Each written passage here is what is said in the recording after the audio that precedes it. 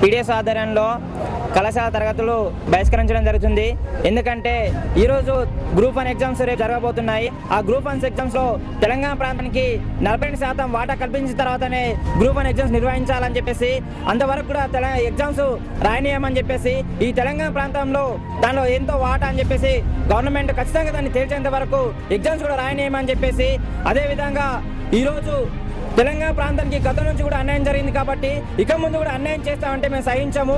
ఇందులో 16G కూడా implement చేసి ఈ గ్రూప్ 1 ఎగ్జామ్ దాంట్లో ఆ విధంగా దాన్ని అమలు చేయాలని చెప్పేసి మా పీడిఎస్గా డిమాండ్ చేస్తున్నాం.